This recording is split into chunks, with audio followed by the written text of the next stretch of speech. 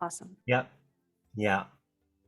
So let me just go over a little bit of what I'm saying is that that we have all these wars going on in the world.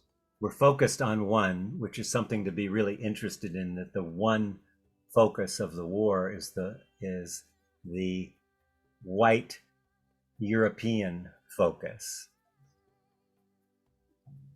And that what I'm calling for is a new aesthetic, a new way of living our life like art, as beauty, as right relationship and sacredness with all of life, with an interconnection.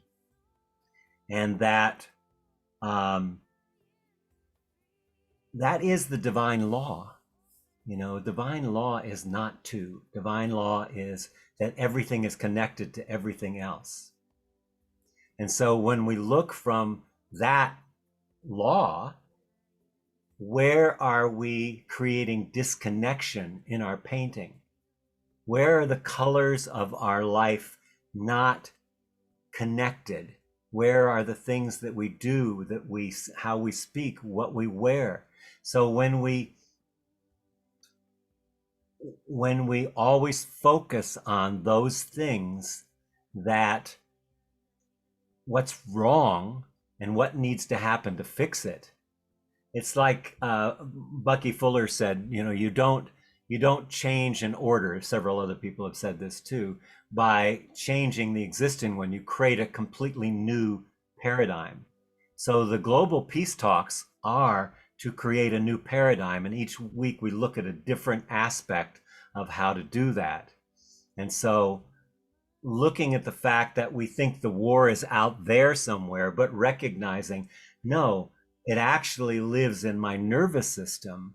And how is my nervous system doing now? Because I have something to say and I have ways to calm my nervous system.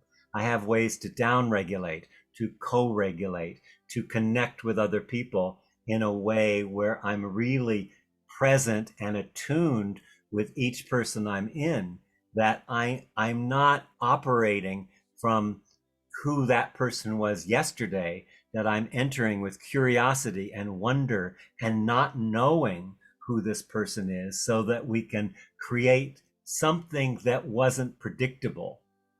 And so that's what I'm calling out, is that this sense of the divine law of absolute interconnection and no separation, because everything is connected to everything is connected to everything else. So how do I paint my life moment to moment, um, as an expression of love and beauty and reverence, and being a living aesthetic? To just have that in my mind, when you hang a picture on the wall, and that one's crooked, and you look at it and you notice, oh, it's not right, right, and it's not at the right height, and it's not the right place. There's an aesthetic that's a balance that we can see, we can feel. The more attuned we are to our environment and to other people, the more we can see that right relationship that is integrous. Because aesthetics, you could also say aesthetics are ethics. And I'm not holding it like a morality, because that's too much like, you know, we can have this is moral and this isn't, or, get into a right wrong. But I'm talking about at a higher level of ethics, that we are consistent with this divine law that says not to, that it's all connected. And so, the human soul is so hungry for beauty. We've seen enough ugliness in politics, ugliness in greed, ugliness in people, being on the big screen, and ugliness of consumerism and all the things that, you know, but when we look around and see the trees and the rivers, and so much to connect us to beauty. My friend John O'Donohue, wrote a whole book on beauty. It's a wonderful book if you ever get a chance to read it, by John O'Donohue, and just an inspiring book about that. So if you look at the individual level, of this. Conflict starts with upset. Upsets lead to conflict. Conflict leads to war, separation, alienation, and much worse. But what is an upset? Let's just look at the anatomy of an upset. What is an upset? Just think about that. First of all, I'm going to say that mostly what you're upset about is not what you're really upset about. It's an unwitting reminder of something from the past. Something that happened that, because you wouldn't know to get upset if it didn't come from the past. So it's obviously something that's similar from the past that we are entering into. And there's three main sources of an upset. The first one is undelivered communication. Now, if we're living a life, an aesthetic life, and we have an undelivered communication, what is there to do if my life is to paint beauty in the world? It's to deal with the minute I see that I have an undelivered communication that's keeping me separate from divine law, not two, then the first thing I do as an artist is I figure out how to communicate that way. That's not blaming somebody, but that's recognizing that there's an undelivered communication that needs to be addressed. The second area that creates upsets, which is where the whole thing starts, is unfulfilled expectations. Oh, I thought we were going to go here, or I don't say anything, and then I just let whoever it is I'm with know I'm not happy about this. But of course, I didn't say anything. So look and see any place that you have unfulfilled expectations of other people, of your family, of your husband, your wife, your partner, your children. Because if I'm painting my life, then I want to deal with those unfulfilled expectations and get them out in the open so we can negotiate. I'm not saying that conflict's bad. In fact, William Ury recently said, who's probably the greatest conflict negotiator on the planet, said we need actually more conflict. But we need more conflict that's conscious so we can bring out the issues and actually work with them. So if we're carrying around the baggage, the weight of unfulfilled expectations, we're not living an aesthetic that's consistent with our soul. This is being out of sync with our own soul. What you were born into, all of these thousands and thousands, hundreds of thousands of ancestors, all the way through time, you started and you were given your job. People are always looking for their purpose. You're born with your purpose. Your ancestors gave it to you. This is the work that you're here to do. It's not like find the right job or start the right business.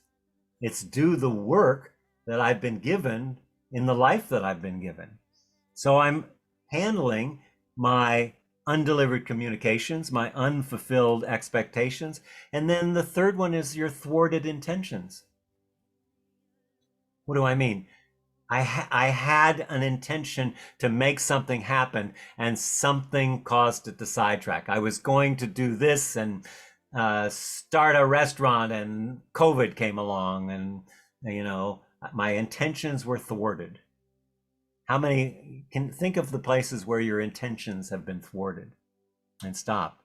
And then how can I meet that with love, with reverence, with curiosity, and paint that into the picture of, oh, I'm learning something here that I didn't know. I'm opening to something rather than to get angry and close down and have conflict with the people I was working with, but I'm opening. So it's always about opening.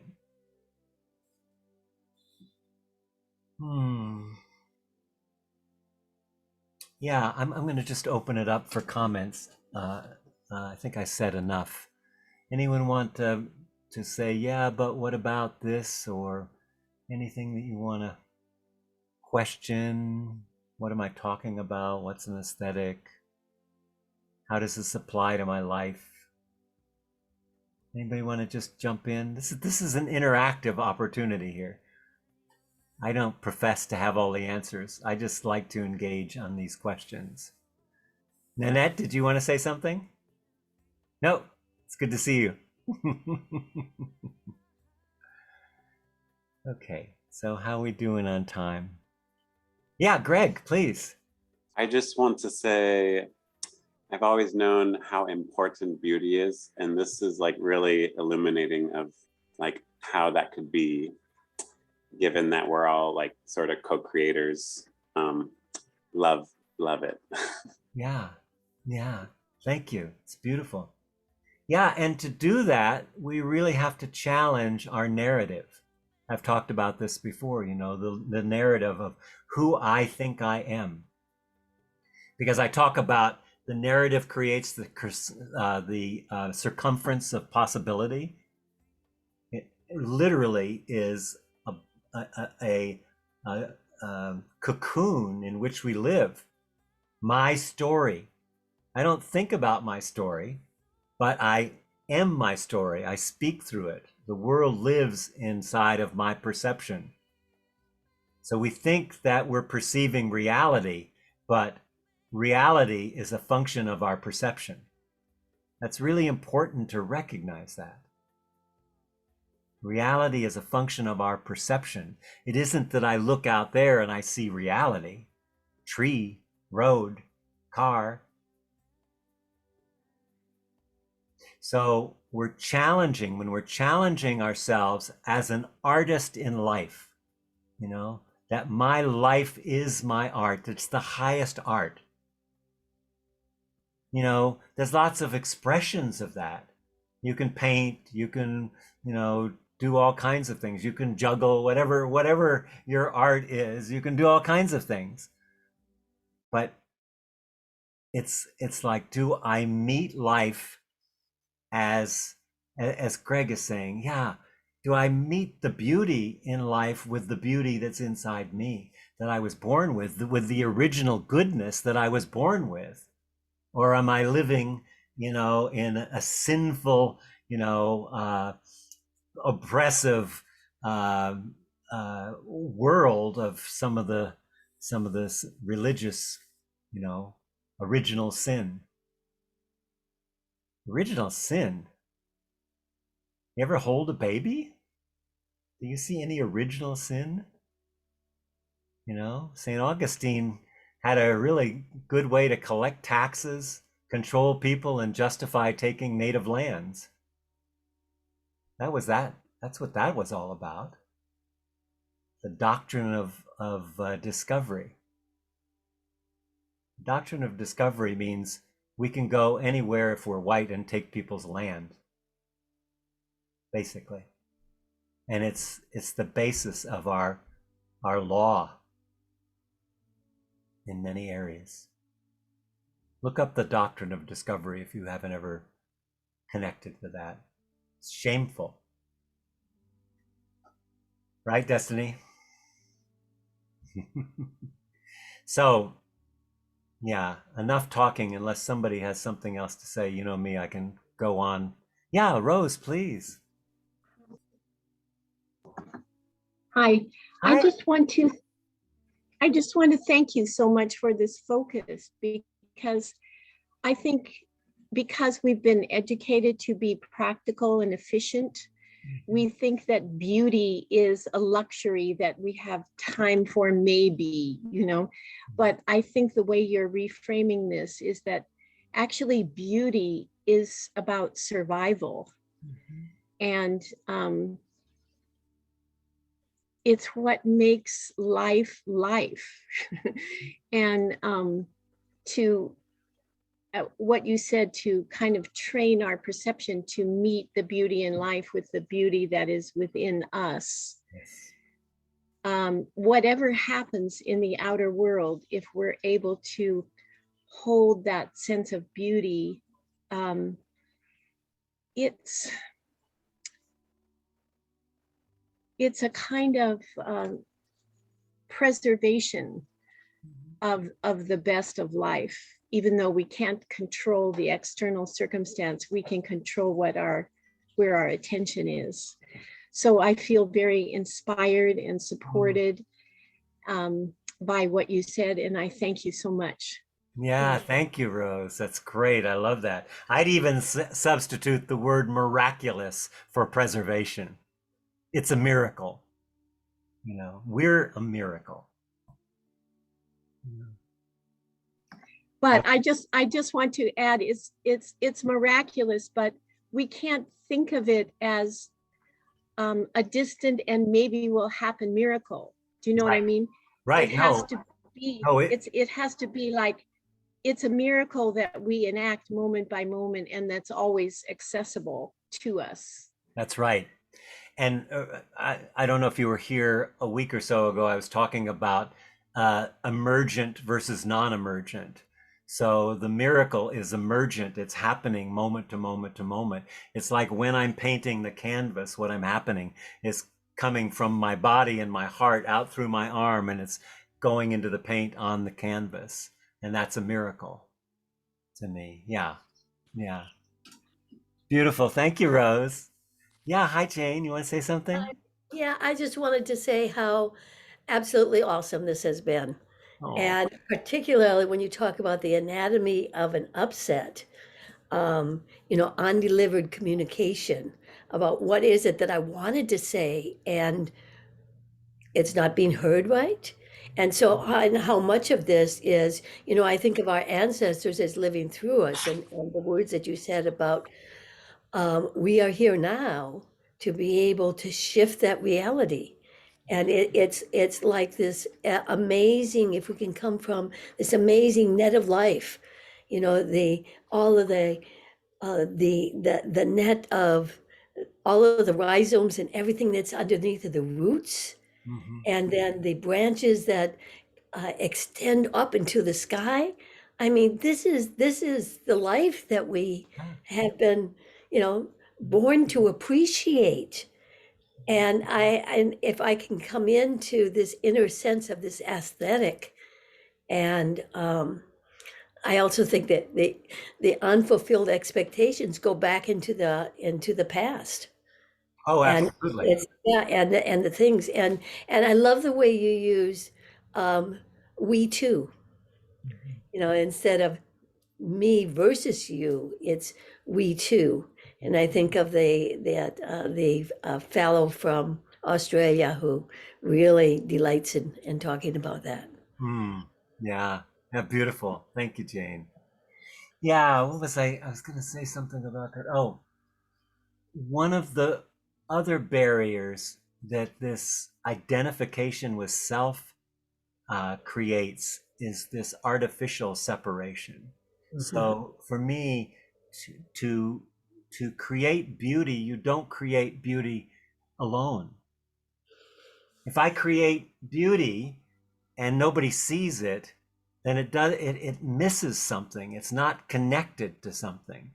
But if I create beauty in my communications with you about my unfulfilled expectation, that's something is going to happen that wasn't going to happen if I hadn't said that. Mhm. So it's all relational, but it's not two.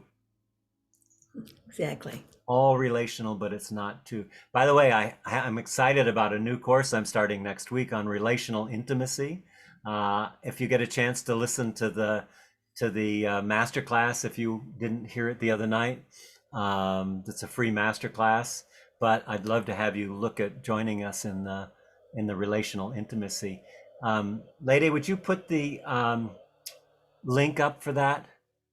Yes. Also, I think Ayana had her hand raised. So Okay. Okay, Ayana. Thank you.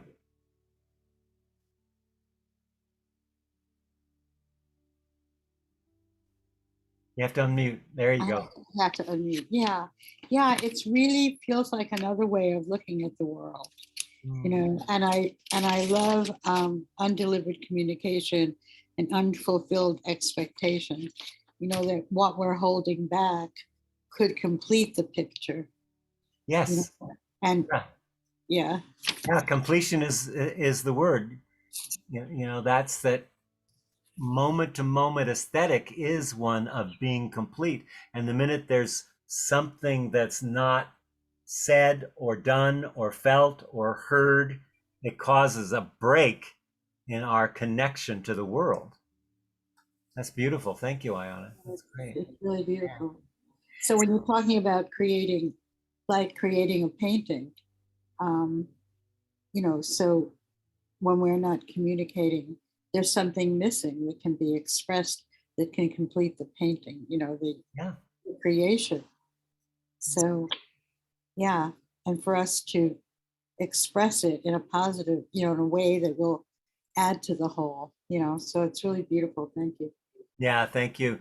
There's the poet Basho has a wonderful line. He says, "There's no such thing as a throwaway gesture. There's no such thing as a throwaway gesture. Everything we do and say and express has meaning, has impact, has either connection or disconnection. So every word, every movement, every breath is an opportunity to create beauty. And that beauty ripples out in the field of the world. And that's how we have a strike on war, you know. Destiny, hi. Got to unmute, love. Hi, Michael. So good to be here with you. I wish I could get here a little sooner. I just got out of yoga and I was like, he's there. I got to hurry up. Well, you're here. I have a question, or I guess I'm wondering about, I know you're pretty wise and I'm dealing with something that seems kind of difficult, but I know I can do it. It's with regards to forgiveness, like forgiving what would seemingly seem like the unforgivable, forgiving something that really, really hurt and really, really went on for many lifetimes. And I'm at a point now where I've realized that it's about me forgiving and being I don't want to say the bigger man, but the one that's willing to step up and be strong enough to forgive. Yeah, this is, it's a very important point you're bringing up. First of all, you don't forgive the unforgivable. You forgive the person who is in the line, because hurt people and it passes through lineages. So what you do is love and love the person, but you also, make it clear that there are things that are not in the divine law. It's not to make somebody wrong about it, but the forgiveness is not justifying the behavior of someone. It's recognizing their humanity and your connection to their humanity. And that way you can keep your heart open. I'm going through this murder trial. My wife was murdered, 40 years ago, and they just reopened the case and captured him. And we're really looking at, how to forgive and hold that. My daughter and I, she was 4. So I'm not forgiving the actions that were done, but I also see a human being who, has suffered greatly. So I can hold that in a way that we're really interested in restorative justice, and my daughter and I, and how can we have this be an opportunity, and yet we've suffered a lot from it over the years. We've had a lot of pain around it. So yeah, I hope that helps. Yeah, there's a lot of frustration, within me, like frustration for the for the unjust.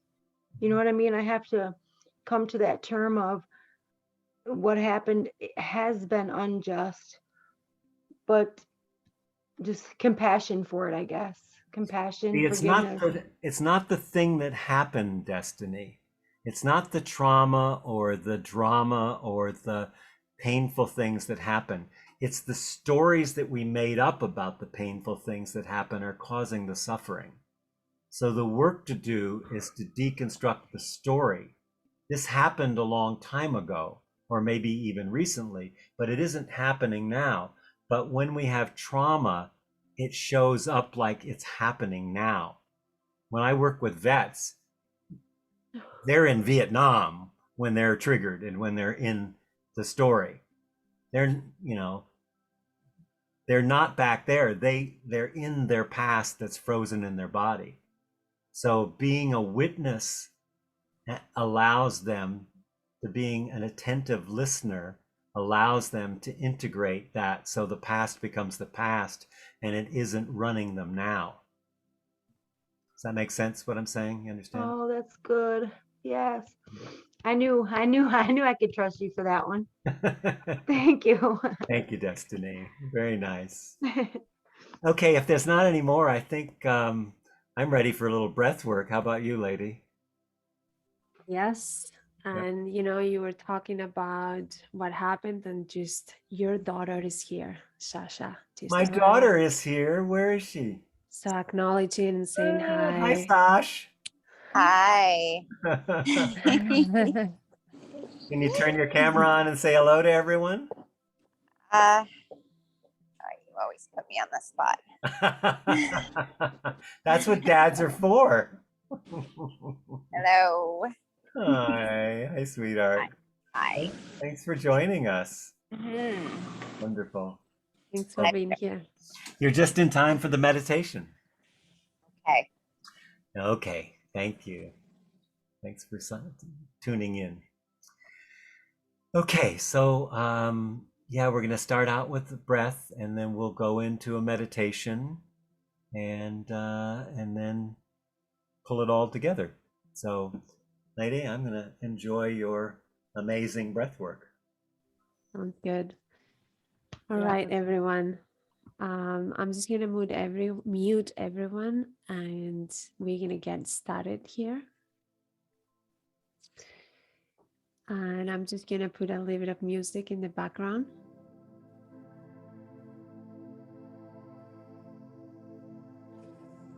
And just taking a moment to close your eyes. I'll invite you to close your eyes and just take a moment to feel the posture, if you're seated, if you're lying down. Just taking a moment to connect with your body. You're here right now. And this is a space to just be you. There's nowhere to go, there's nowhere to get.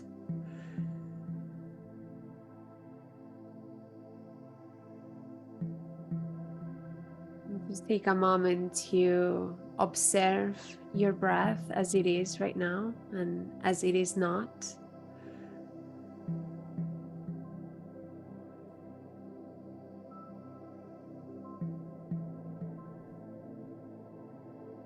Just natural inhale and exhale through the nose.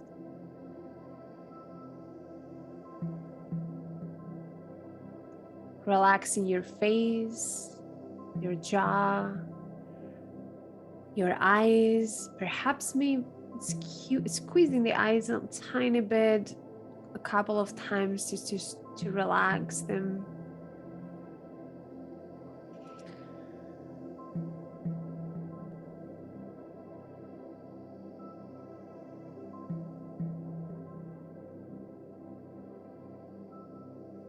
We are going to start with a really simple exercise that will bring you into the body, deeper and deeper into the body.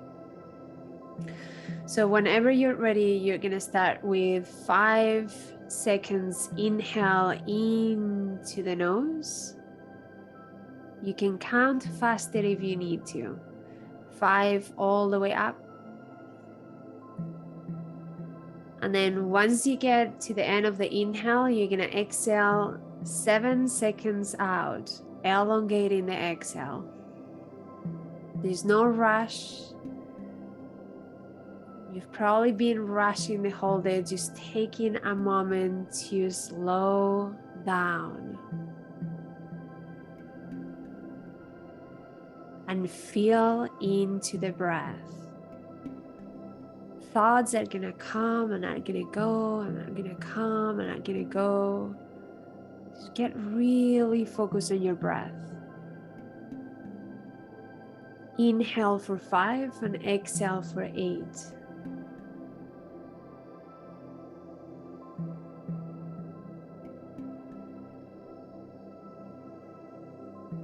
Just feel the beauty of the oxygen getting into the body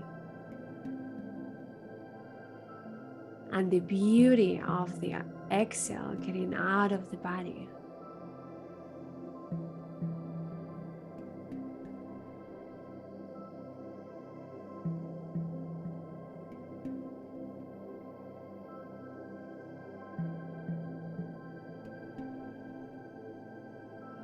Find your own rhythm. Inhale all the way up, 5 seconds.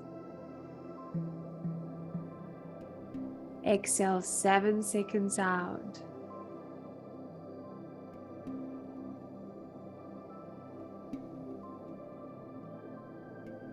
We're gonna go for a few more rounds.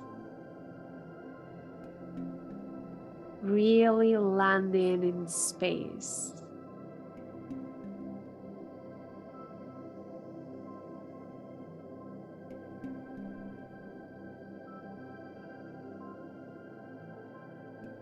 Could you feel that artist within?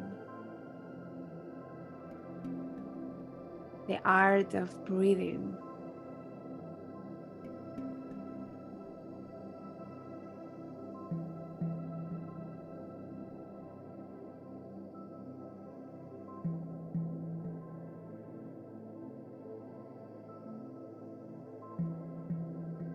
Few more rounds. Inhale through the nose for the count of 5. And exhale for the count of 7.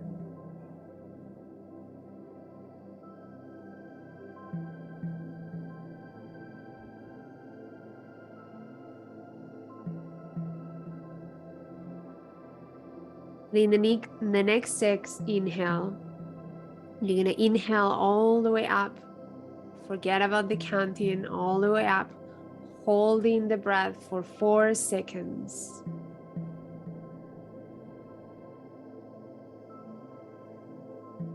And then you're gonna exhale through the nose all the way down.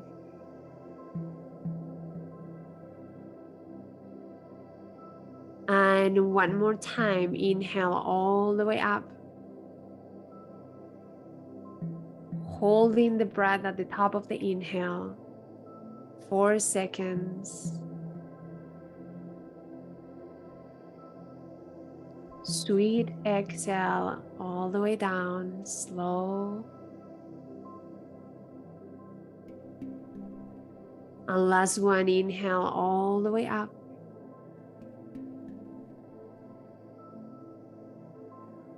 Holding at the top for 4 seconds, perhaps maybe a little bit more this time.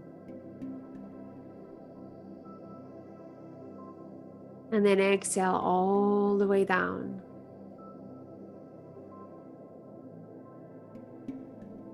Just maintaining your eyes closed and just getting into that space to keep feeling into the body and just noticing if anything shifted. Maybe there is presence now. Maybe there is more space to go within.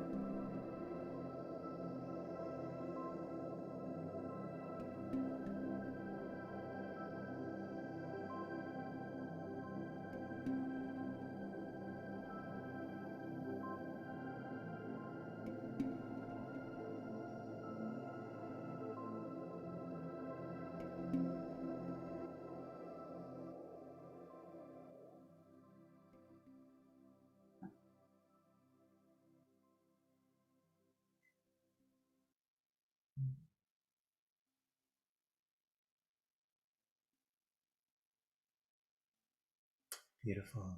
Let's just continue in this lovely spaciousness that Lady has created with us. And just go into the inner world. Notice the sense of spaciousness in the body. Now the breath allows us to expand our capacity, our inner capacity. Just noticing the movement in the body. The tingling maybe in the hands or feet. The flow of energy through the body. Just really tapping into the inner aliveness. All the different organs are working. All the different systems, digestive system, nervous system.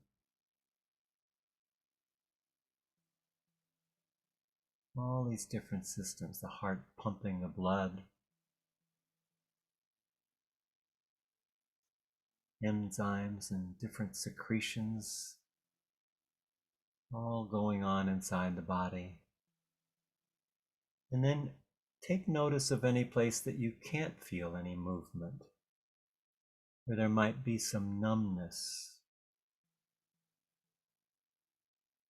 And just notice that. Could very well be frozen past. So we go to the outer edges of the places that feel a little bit numb. And we just feel around the edges. Soften our awareness. And just feel that area, or those areas. And you might also feel some tension, some pain. Just building our inner capacity to feel.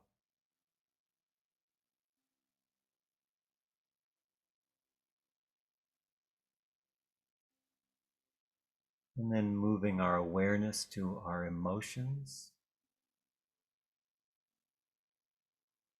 Can I feel any emotions? If so, what's present for me? Joy, compassion, fear, anger, sadness, grief, shame, guilt. Just seeing if we can get a sense of maybe some emotions that seem to be with us quite often.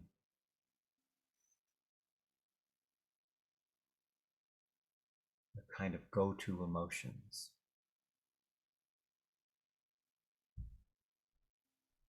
And just notice your awareness. And shifting our attention then again from the body and the emotions to the mind. Noticing, is it settled? Is it calm? Or is it busy and grasping? And just still.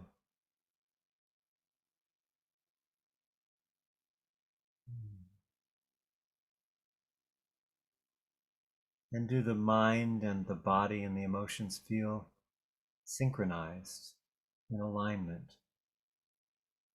Sometimes we feel one thing, we have another experience in our body, and we say something entirely different. Are we in alignment?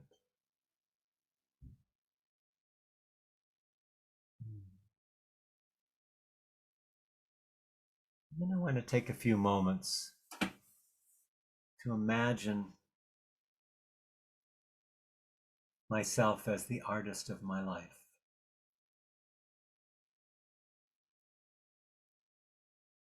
What are the words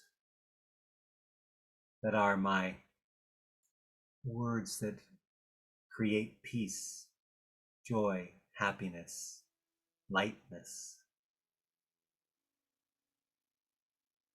Just noticing that words are colors on my palette. The words I use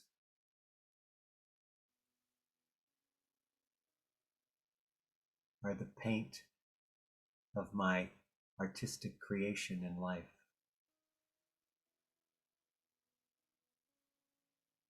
And notice the emotions that I often experience. Do the emotions connect me or disconnect me from life and others?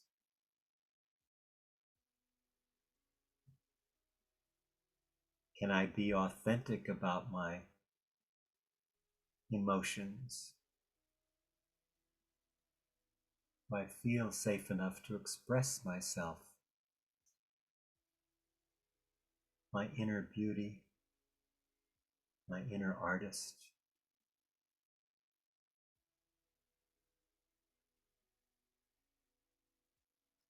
And how does my body feel when I'm creating life? When I recognize that life isn't doing it to me, but it starts to move through me.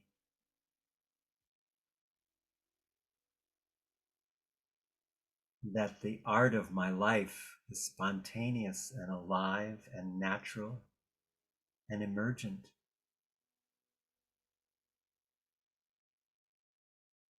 And present.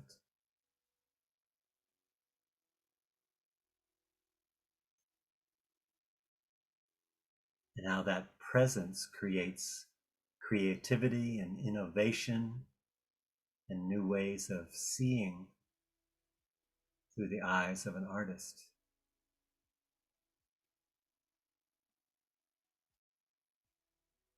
And just imagine yourself in your day if you lived your life as it were art. What would that look like? How would you be expressing yourself? What would you be doing? Who would you be connecting with?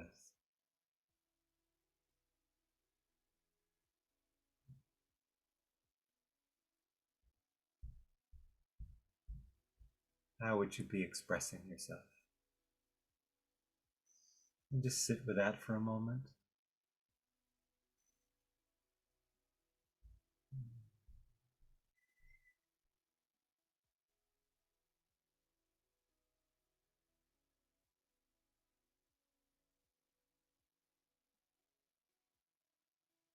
And I'm going to read a poem my friend John O'Donohue, true artist of life. And just let it wash over you. As the fever of day calms toward twilight, as the fever of day calms towards twilight, may all that is strained in us come to ease. May all that is strained in us come to ease. We pray for all who suffered violence today. May an unexpected serenity surprise them. For those who risk their lives each day for peace, may their hearts glimpse providence at the heart of history. That those who make riches from violence and war might hear in their dreams the cries of the lost. That we might see through our fear of each other a new vision to heal our fatal attraction to aggression. That those who enjoy the privilege of peace might not forget their tormented brothers and sisters. That the wolf might lie down with the lamb. That our swords be beaten into plowshares, and no hurt or harm be done anywhere along the holy mountain. And no hurt or harm be done anywhere along the holy mountain. And as you're ready, just let yourself move your fingers and toes and come back in and take a look at your fellow artists here. Just feel into this beautiful community that we're creating.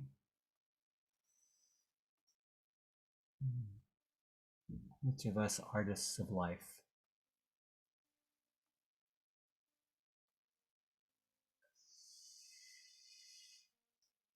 It's time to end, but I'm willing to, if a couple people just want to say some words, I'm willing to go over a bit and spend some more time here.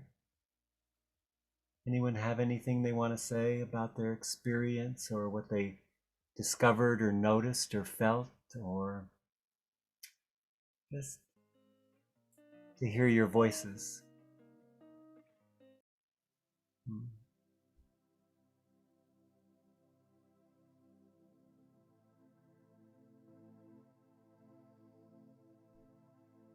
It's lovely to be with you.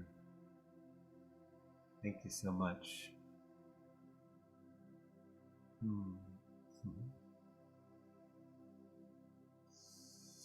So much love to you all. Oh, Melissa has her hand up. Hi, Melissa.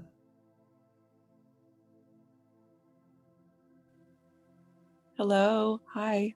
Hi. Thank you for your beautiful words as usual. I literally was going through a box of books today and found one titled Peace, 9 Fruits of the Spirit. Thought, that's odd. I just got an email that there's a peace meditation tonight. So it says, the quote, this one's sort of biblical in nature.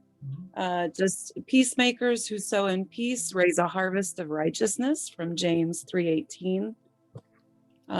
This other one says, reminds us that if we view ourselves as unlovable, it will be hard to love our neighbors. So what is the one thing we can do for ourselves that we could do for one of our neighbors?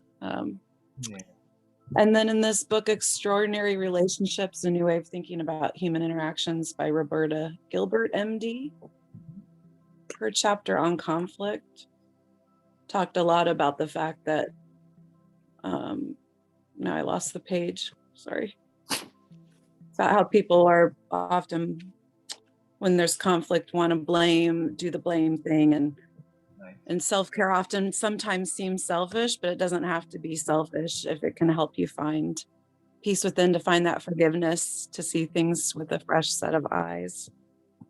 I certainly don't mean to sound preachy, because I don't know, what do I know?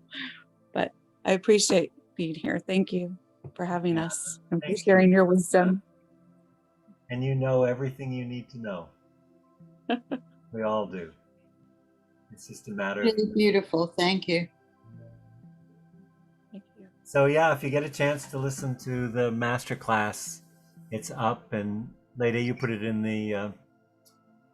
Yeah, I put it in the chat, but I'm just gonna put it again. The one thing, if you look at one thing that is at the heart of all war, all transgression, all suffering, everything, it's a lack of relatedness. And I'm really focused on that now, and I'm excited about this new class. So I hope some of you will join in and be part of it. But at least if you get a chance, listen to the master class. I think it'll hopefully inspire you a little bit. And with that, thank you all for being here, and we'll see you next week. And we may be moving to alternating with Wednesday mornings and Thursday evenings on opposite weeks, but I'll send out something, so watch for the flyer. We'll let you know how we're going to do that. So, and Lady, thank you for your beautiful, as always, breath work. And thank you, Sasha, for being, Alex, for being my amazing daughter. It's really nice to have you here. Blessings. And we'll see you all soon. Okay, stay in touch. Thanks, Thank you, everyone. Michael. Much Take love. care. Bye. Thank you Bye. so much. Bye. Thank you. Thank you. Mm. Thank you. Thank you so much.